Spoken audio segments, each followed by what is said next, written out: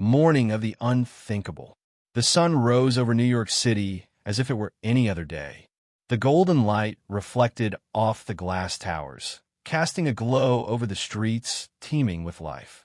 Businessmen in press suits clutched their coffee cups as they hurried through the subway entrances, while street vendors set up their carts, filling the air with the scent of hot pretzels and fresh bagels.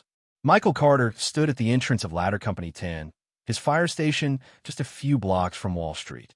He had just finished a grueling 24-hour shift.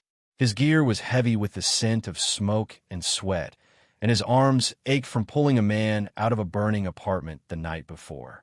All he wanted now was to go home, kiss his wife, and play with his 2 kids. A vibration in his pocket interrupted his thoughts. His phone screen lit up with a text from his wife, Emily. "Good morning, love. Kids want pancakes. Come home soon, Red Heart." He smiled. The exhaustion was worth it. Across the country, in Los Angeles, Sarah Monroe took a deep breath before stepping into the cold, sterile newsroom. She was one of the top reporters at LA Global News, known for her fearless reporting in war zones. But this morning, her assignment was mundane, covering a local election. She adjusted the microphone clipped to her blazer and nodded at the cameraman. The red light blinked on. "Good morning, Los Angeles. I'm Sarah Monroe, bringing you today's top headlines." She was mid-sentence when the teleprompter flickered. Then, the screen turned black. A moment later, an emergency broadcast alert flashed in bold red letters. Breaking news. Unconfirmed reports of multiple explosions in New York City. Sarah's pulse quickened. The newsroom erupted into chaos. Phones rang. Producers shouted across the room. She turned to her director, but before she could speak, the ground trembled beneath them. A thunderous explosion shattered the morning calm. The first strike. Michael barely had time to react before the world around him erupted. A deafening roar split the air. The ground trembled. Glass shattered. A shockwave ripped through the street, knocking him off his feet. Instinct took over. He scrambled to his knees, coughing as dust and debris filled the air. A wall of fire and smoke rose above the financial district. Then he heard the screams. People poured out of the subway stations, running in all directions. Some were bleeding, others covered in ash. A woman clutched a child to her chest, her eyes wide with terror. Michael's firefighter instincts kicked in. He ran toward the destruction. But before he could reach the blast site, a second explosion rocked the city. This time it came from above. Michael looked up. A commercial airplane, tilted at an unnatural angle, one wing engulfed in flames, was spiraling down. The jet roared past the skyline, barely missing the Empire State Building. Time slowed as Michael watched it slam into the heart of Manhattan. The impact sent a fireball into the sky. Windows exploded, and the city he knew was swallowed by chaos. He reached for his radio. Static. His hands trembled as he pulled out his phone. He tried calling Emily. No signal. And then, the sirens began. 3,000 miles away, in Los Angeles, Sarah stood frozen as the newsroom plunged into darkness. The emergency generators hummed to life, but the monitors remained blank. The studio shook as another explosion sounded, this time much closer. "Get to the bunker," her producer shouted. But Sarah wasn't moving. She grabbed her phone, scrolling through breaking news feeds. Videos flooded in, flaming buildings in New York, people running, military jets flying overhead. And then a live feed caught her eye. Washington, D.C. Smoke billowed from the Capitol. Helicopters swarmed the sky. A camera shook violently before the feed cut out. Her blood turned to ice. This wasn't an attack. This was an invasion. The world watches in horror. Across the globe, televisions flickered with the same horrifying images. Bombs falling, cities burning, people screaming. News anchors struggled to find words, their voices trembling as they read updates. Some stations went silent. Others played emergency broadcasts on repeat. In Moscow, Beijing, and Tehran, military leaders watched with calculated interest. Their screens showed maps of the United States, red dots marking targeted cities. And then, at exactly 9:30 a.m. Eastern Time, every American screen, every radio, every smartphone lit up with a single message: surrender or perish. Michael's last hope. Michael knew he had seconds to act. His city was crumbling. He needed to find Emily and the kids. He turned toward home, pushing through the terrified crowds. Military helicopters roared overhead. Gunfire cracked in the distance. Then he heard his name. Michael. He spun around. A familiar face, his best friend and fellow firefighter, Jake Lawson, ran toward him. His uniform was torn, blood smeared across his forehead. "They're hitting every major city," Jake gasped. "The military is overwhelmed." "It's bad, Mike. Real bad." Michael clenched his fists. He wasn't a soldier. He wasn't trained for war. But he knew one thing. He was going to save his family, no matter what it took. The day the sky turned to fire.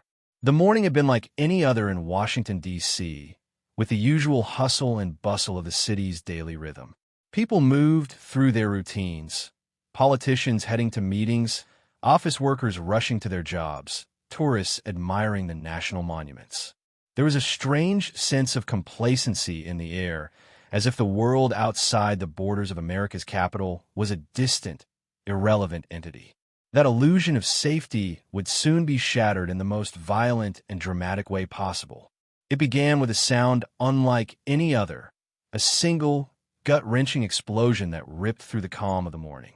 It felt as though the earth itself had split open, the shockwave traveling faster than the speed of sound.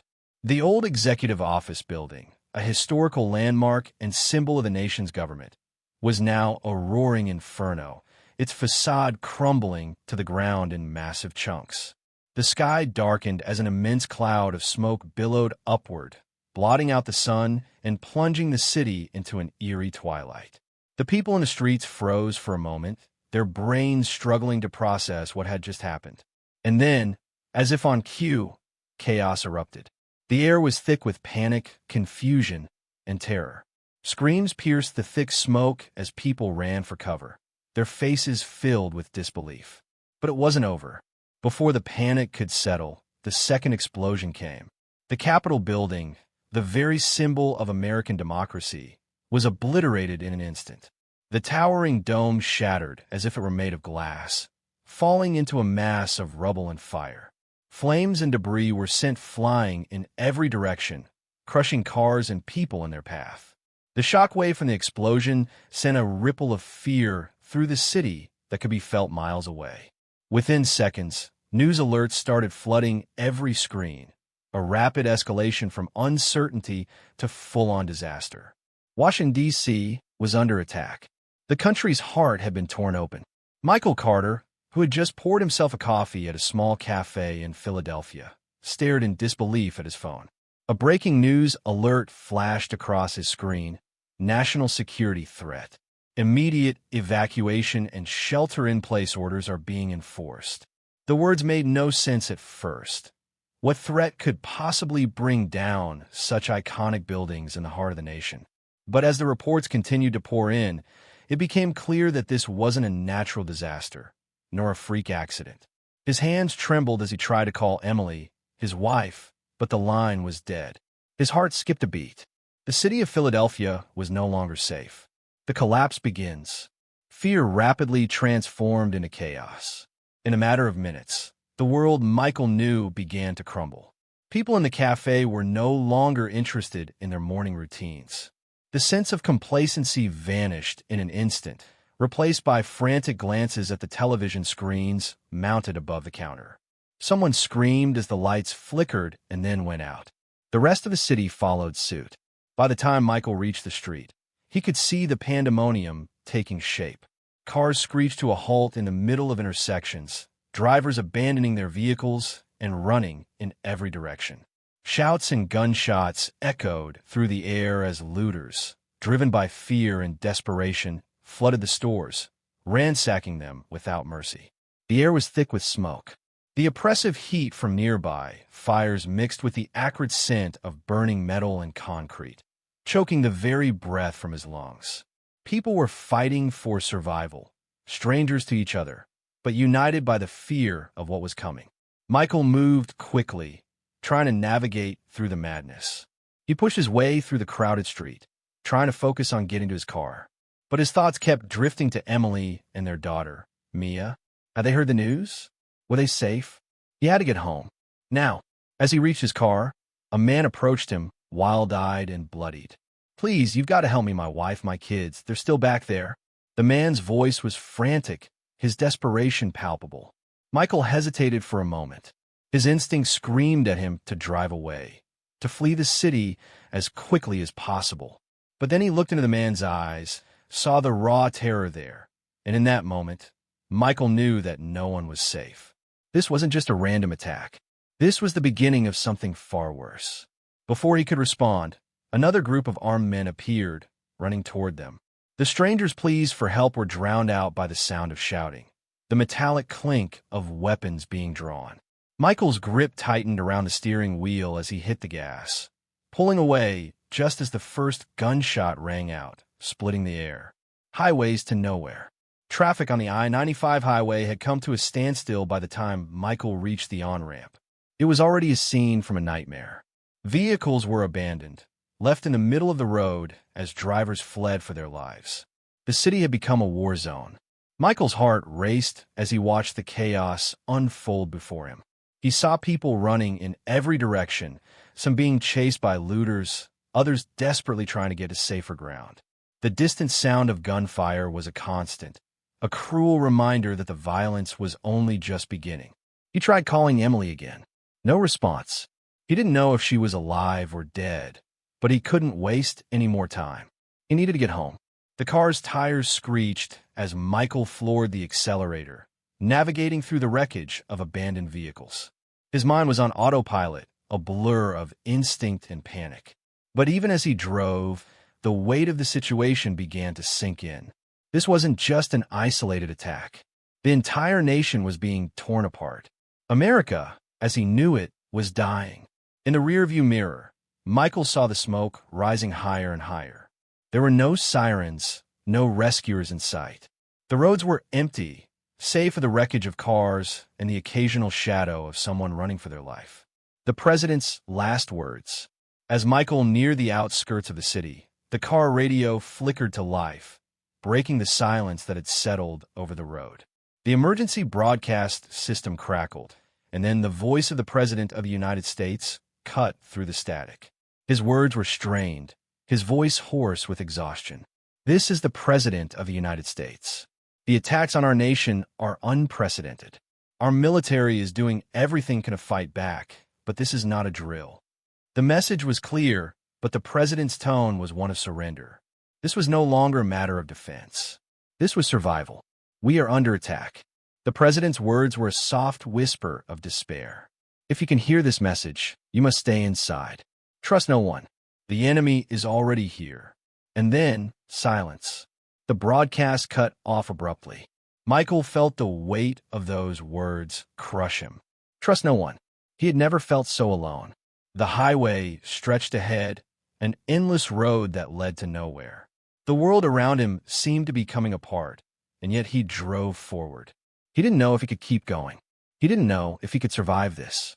But one thing was certain. He had to get home. He had to know if Emily and Mia were alive. Survival amid the ruins. Michael's mind raced as he drove through the abandoned streets of Philadelphia. The city, once bustling with life, had transformed into a deserted wasteland.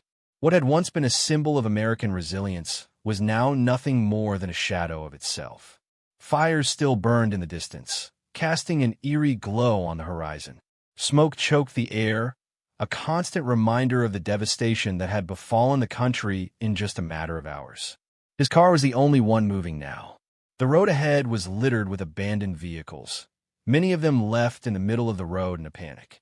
It seemed like the entire city had been swallowed by fear, and Michael couldn't help but wonder how far the terror stretched. Emily, Mia, they had to be okay. The thought of losing them was too much to bear.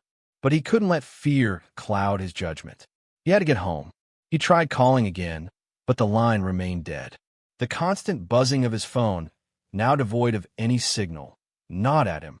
The government had likely shut down all communications, and Michael realized just how isolated he was becoming. The world, as he knew it, was collapsing. Through the fog of smoke, he finally reached the outskirts of the city. He could see the devastation left behind by the explosions now, the wreckage of once proud buildings, twisted metal, and concrete. It was hard to even recognize the landmarks he had known his entire life. America was in the midst of a revolution of chaos, one that no one had seen coming. The radio crackled to life again, the emergency broadcast system cutting through the silence of the car's interior. The president's voice was shaky, strained. "This is President Alexander Hayes. We are under attack." Her voice cracked as the words hit Michael's ears. "Our military is fighting back, but the situation is critical.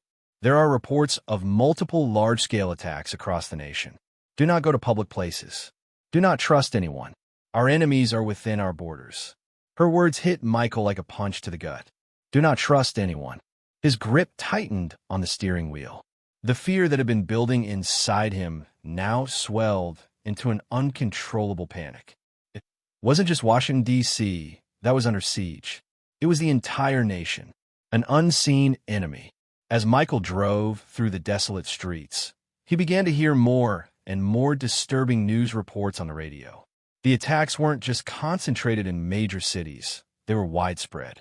People everywhere were being attacked by their own government. Something had gone horribly wrong. These weren't just random terrorist attacks. This was an internal assault, and it was clear that Michael was no longer a part of the America he had once known. The situation in Philadelphia had deteriorated into something unrecognizable. People were looting stores, fighting over food and water. On the street corners, groups of armed civilians were forming militias, taking the law into their own hands as law enforcement had either fallen apart or disappeared entirely. Michael's car was now surrounded by a large group of people, haggard, desperate souls who had turned into wild animals. They began to shout at him, some pointing weapons, others banging on his windows, demanding he stop. "We need food. We need water," one of them yelled, his voice wild with hunger. Michael felt his chest tighten, panic creeping into his throat. There was no escaping this madness. He gunned the engine, swerving the car around them as quickly as he could, narrowly avoiding the outstretched hands of the mob. He could hear their angry shouts and the pounding of their feet as he sped away. They were everywhere, angry, hungry, and desperate. Michael glanced in his rearview mirror and saw several more vehicles begin to follow him, speeding up, their drivers desperate to chase down whatever scraps of resources he might have. But he couldn't stop. He had to get home. The horizon ahead seemed endless, the roads empty except for the occasional figure stumbling in the distance. Michael's thoughts raced as the situation worsened. How could the nation have fallen so quickly? Was this the beginning of a full-scale collapse? Was it even possible to survive this? Homecoming. Finally, after what felt like hours of driving through the heart of the chaos, Michael reached his neighborhood. The familiar streets, once lined with neat homes and friendly faces, were now ghostly and unrecognizable. Houses were abandoned, windows shattered, and remnants of the life he had known were scattered along the sidewalk like discarded trash. His hands gripped the steering wheel so tightly his knuckles were white. There was no sign of life, no sign of Emily or Mia.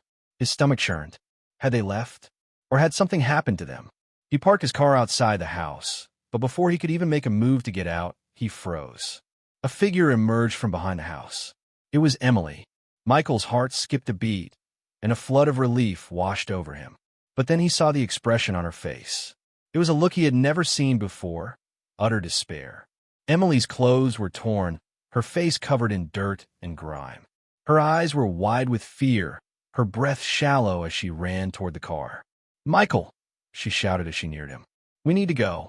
Now!" Michael's eyes widened in confusion. What happened? Where's Mia? What's going on? Emily didn't answer right away. Instead, she looked over her shoulder, fear evident in her eyes. "There are people, they're coming. We need to leave now." "Who?" Michael asked, his voice shaking. Emily grabbed his arm, pulling him toward the car. "There's no time to explain. Trust me, they'll be here any minute." And then, out of nowhere, gunshots rang out from down the street. The sound was so close, Michael could feel the vibrations in his chest. Emily pushed him into the car, slamming the door shut before jumping in beside him. Michael's mind raced as he hit the gas, speeding away from their home, but the world around them was turning to dust. He didn't know who these people were or what was happening to the country, but he knew one thing for sure. This wasn't just a crisis anymore. This was the end of everything they had known. And survival, just survival, was all that mattered now. The road to nowhere. The engine of Michael's car roared as they sped through the broken streets of Philadelphia. The city's skyline, once a symbol of prosperity and hope, now stood as a grim silhouette against the night sky, choked by smoke and the scent of destruction. They had left behind the crumbling remnants of what used to be their home, but the road ahead was no less ominous. Every corner seemed to present a new threat, a new challenge, a new reminder that the world they had once known was gone forever. Emily's face was pale, her eyes wide with fear, but she didn't speak. Michael could hear the soft tremor in her breath as she sat beside him, her fingers gripping the seat so tightly her knuckles were white. "What's happening, Emily?" Michael finally asked, his voice strained from the overwhelming tension in the air. "Who's after us? What's going on?" She didn't answer immediately, her gaze flicking nervously from side to side, as though expecting danger to leap from the shadows. It was as though the streets themselves had turned against them. But Michael could tell she was struggling, not just with the fear of what was happening outside, but with something deeper, something far more personal. "We can't talk about it now," she said finally, her voice barely above a whisper. "We just need to get away, far away." Michael's head was spinning. The world had devolved into chaos in a matter of hours. The attacks, the strange collapse of the government, the reports of internal enemies. All of it was so much to process, too much for any one person to truly grasp in such a short time. But Emily's urgency was clear. There was something she knew, something she wasn't telling him, and he could see that it was eating her up inside. "Emily, we don't have time for this," Michael pressed. "We're in this together. Whatever it is, you can tell me." She turned to him, her eyes full of regret and fear. "It's not that simple, Michael. I didn't want to tell you, but now there's no choice. I just didn't think it would happen like this." Her words hung in the air between them like a heavy fog. Michael's pulse quickened, but he forced himself to remain calm. Whatever it was, it couldn't be worse than what they were already facing. Could it? "You have to understand, Michael," she continued, her voice cracking. "It's not just the government or some foreign power. There's something much darker going on. Something inside us." Michael's brow furrowed in confusion. "What do you mean?" Emily's eyes darted nervously as she took a deep breath. "The virus, the one they've been talking about. It's not just a disease.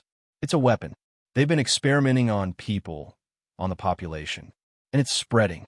The people who were attacking earlier, they're not themselves anymore. They've been changed." Michael's heart skipped a beat. The virus, the whispers he had heard on the news, the frantic reports from people trying to make sense of the chaos. It all suddenly clicked. The disease that had swept across the country, the one they had been told to fear, was much worse than anyone had realized. But that still didn't answer his question. "What does this have to do with us?" he asked, his voice barely more than a rasp. Emily hesitated, then spoke again, her voice trembling. "It's not just the virus, Michael. It's the experiments. The ones they've been conducting behind closed doors. The government, the corporations, they've been experimenting on civilians. I don't know how or why, but the people who are turning, they've been exposed to something worse than just a virus. They've been altered." Michael's mind spun with the implications of her words. People were turning into something else, something inhuman. And the worst part? It was spreading. But why was Emily so afraid? What had she seen? "We have to keep moving," Emily urged, her eyes wild with fear. "The military is hunting down anyone who knows too much. Anyone who's connected to the experiments. That's why I ran, Michael. They're coming for me. And now for you." Michael's grip on the steering wheel tightened as he took in the gravity of her words. The pieces were slowly coming together, but it still didn't make sense. "We're not safe here," Emily said urgently. "You don't understand what they're capable of. They've been using people, testing on them, and now the experiments are out of control. They've let the virus spread, and now, they're looking for anyone who knows about it. The car swerved suddenly, jerking Michael out of his thoughts. A shadowy figure darted across the road in front of them, and Michael barely had time to slam on the brakes. The car screeched to a halt, and both of them were thrown forward by the sudden stop. Emily gasped, her hand flying to the dashboard to steady herself. Who the hell was that? Michael demanded, his voice frantic. But the road was empty again. The figure had vanished into the darkness. Emily's face was pale, her breathing shallow. "They're out there," she whispered, "and they're coming for us. The enemy's within." The sound of distant gunfire echoed in the distance, adding to the growing sense of dread in the air. Michael could feel the weight of the world pressing down on him, suffocating him with each passing moment. How much longer could they keep running? How long before they were trapped by the chaos that was quickly consuming the nation? But as much as Michael wanted to believe he could outrun it all, he knew better. The government had turned against its own people. The virus was spreading. The experiments had gone horribly wrong, and now the very fabric of society was unraveling. There was nowhere to hide. They had to keep moving. But where could they go? Michael's mind raced as he considered their options. Should they head toward the mountains, away from the cities? Or should they stay closer to the coast, where the chances of encountering a larger group of survivors might be higher? "Emily, we need to talk about this," Michael said, his voice firm. "Where do we go from here?" She didn't answer right away. Instead, she stared out the window, lost in thought. When she finally spoke, her voice was distant, as though she were seeing something beyond the physical world. "I don't know," she admitted. "I don't know where we can go. But we can't stop. We have to keep moving, as far as we can go." And with that, Michael knew the truth. There was no escaping what was happening. The country, their lives, everything they had once known, it was all spiraling into the abyss. But Michael would protect Emily. He would protect Mia, no matter what. Unforgiven silence. The cold wind howled through the streets, its fingers clawing at the once prosperous city of Philadelphia, which now lay shrouded in a blanket of unease. Michael's car coasted slowly down a deserted avenue, its tires crunching against broken glass and debris. It was hard to believe this was the same city where people had once walked with their heads held high, proud of their success and their place in the world. But now, everything felt hollow, lifeless. As they drove deeper into the abandoned city, the silence between Michael and Emily grew unbearable. The air was thick with the weight of their unspoken thoughts, the truth still hovering just out of reach. Emily had revealed so much, yet there was still so much left unsaid. Michael knew she was hiding something dark, something dangerous, but she wasn't ready to tell him yet. "We need to stop," Michael said, his voice low, as he took a turn down a narrow alley, far from the main roads. "We can't keep going like this. We're running on empty." Emily's eyes flickered toward him, her face pale and drawn. "We don't have time to stop. Every second counts. Every second." Michael echoed, his grip tightening on the wheel. "What does that mean, Emily? You've been saying that for hours. You're scared, and I get it, but you're not telling me the whole story." Her hands trembled as she ran them through her hair, the tension mounting in the air like an electric current. "I don't have a choice anymore, Michael," she whispered, her voice barely audible. "They're hunting me, and if they find us, if they find me, I don't know what they'll do. It's not just a virus anymore. It's something worse, something that's inside me." Michael turned to face her fully, his heart pounding in his chest. "What do you mean inside you?" Emily's eyes locked with his, and for the first time since they had started their journey, she looked truly afraid. "You don't understand, Michael. They were experimenting on people, injecting them with the virus, but that wasn't the end of it. They started modifying people's DNA, changing them. They were creating monsters. In one of those experiments, it's in me." Michael felt the ground shift beneath his feet.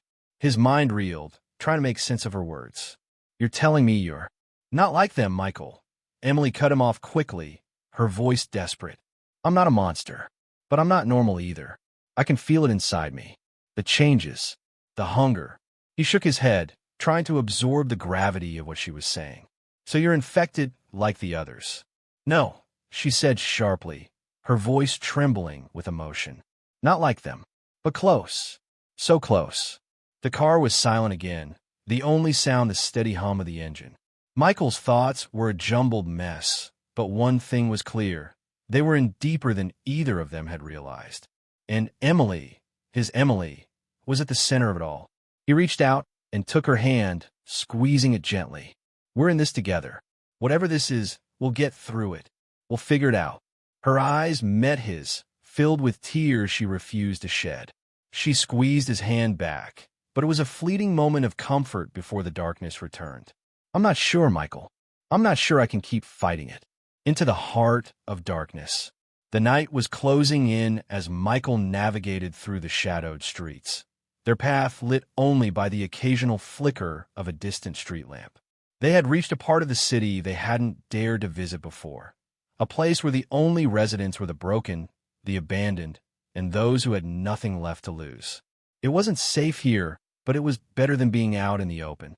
We need to find shelter, Emily said, her voice a little stronger now. There's a building up ahead. Used to be a safe house for survivors. We'll rest there for the night.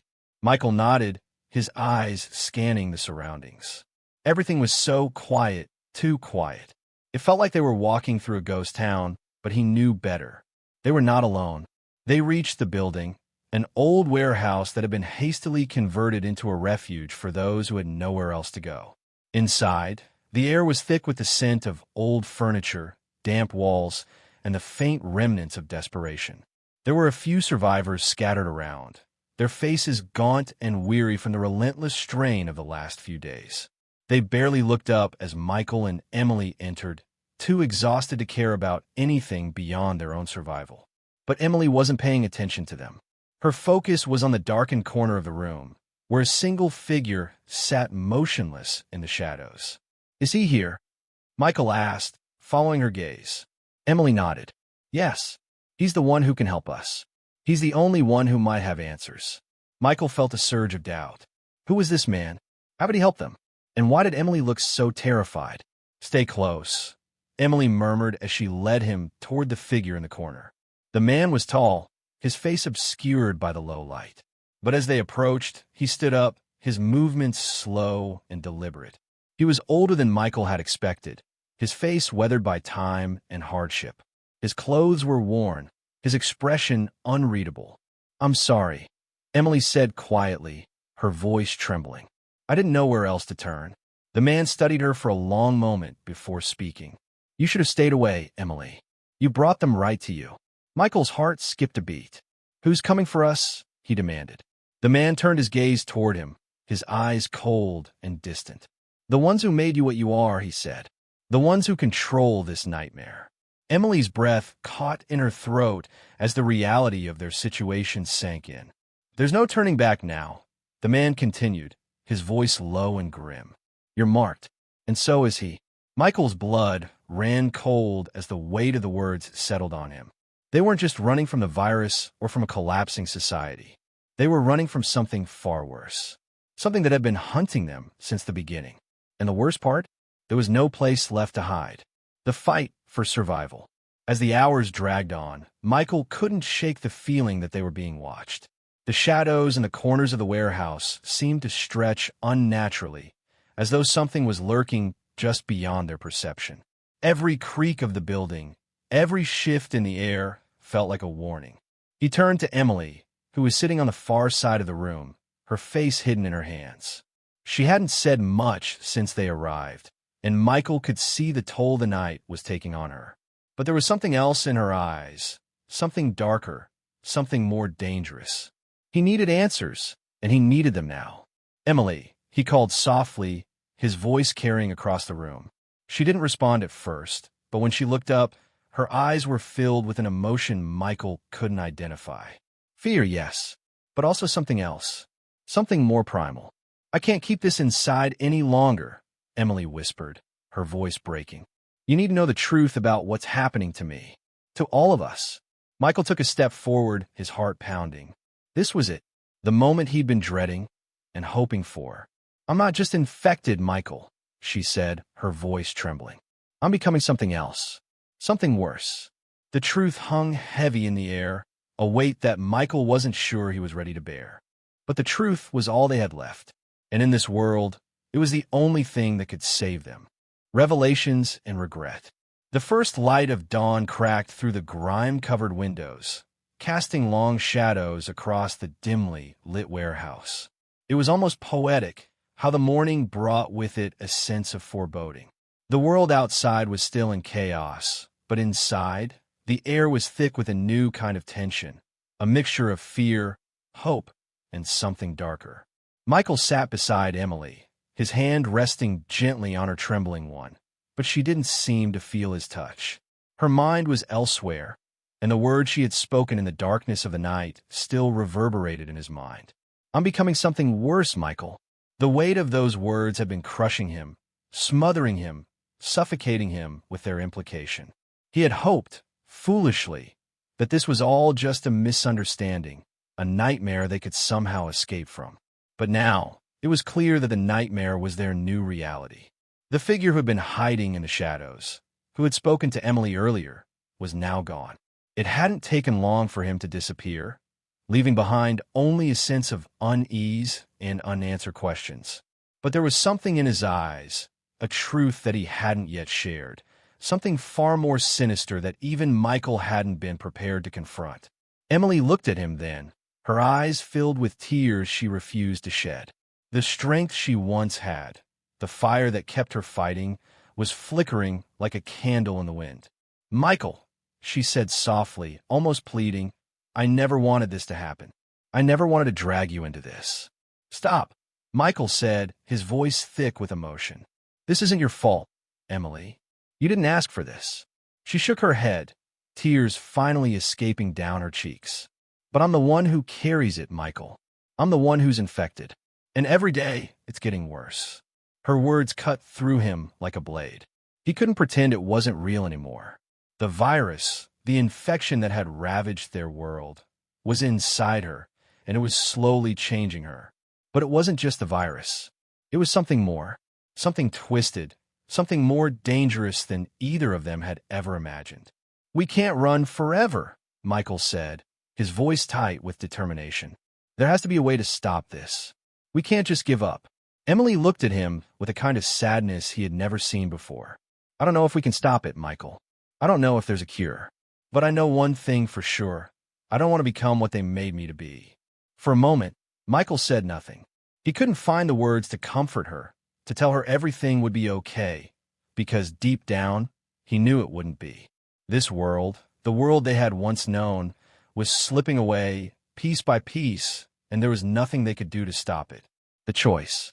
The hours that followed were a blur of planning and preparation. But no matter how much they tried to escape, the truth was undeniable. They were running out of time. They couldn't hide forever, and they couldn't outrun the storm that was closing in on them. The decision Emily had dreaded was looming. Whether to confront the monsters that had created her, or to try to escape, to protect whatever humanity she had left. But the decision wasn't hers alone. Michael had always been by her side, always fighting for her, always believing that they could survive. And now, he had to make the hardest decision of his life. Emily sat by the small fire they had started in the center of the warehouse, her face drawn and pale. The flickering light from the fire cast long, eerie shadows on the walls, making the whole place feel even more oppressive. It was as if they were trapped in a nightmare they couldn't wake up from. Michael stood in front of her, his arms crossed tightly over his chest. His expression was unreadable, but his heart was heavy with the weight of his thoughts. He couldn't keep running. He couldn't keep hiding. It was time to face the truth, whatever that truth was. "I don't know if I can save you, Emily," he said, his voice barely above a whisper.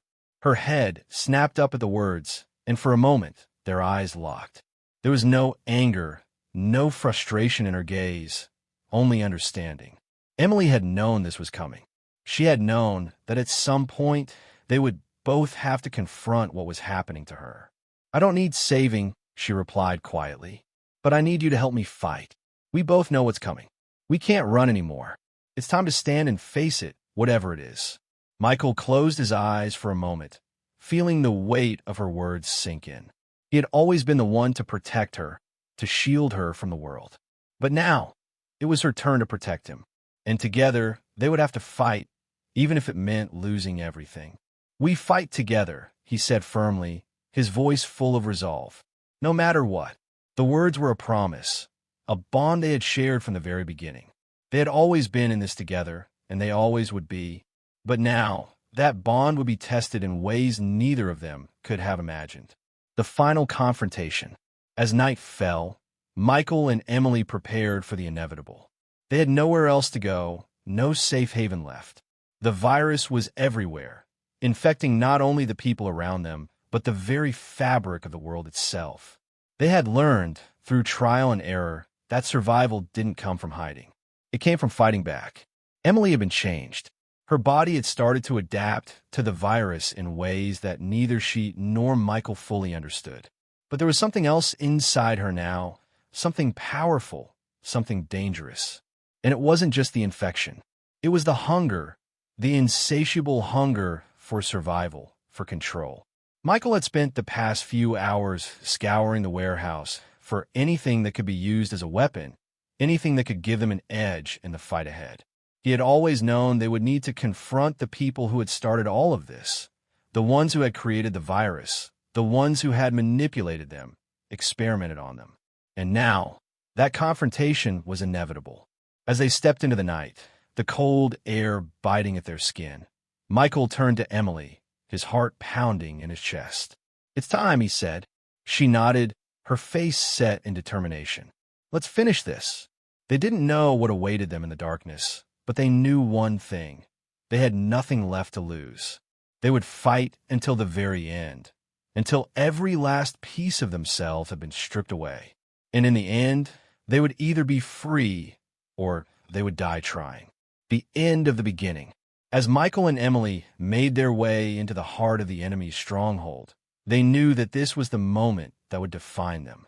The future was uncertain, their path unclear. But one thing was for certain. They had fought for each other, for their survival, and for the chance to reclaim the world they had lost. And in that fight, they had found something greater than just survival. They had found each other. Together, they would face whatever came next. Together, they would be the last line of defense against the darkness that threatened to consume everything. The battle was just beginning. But Michael and Emily were ready.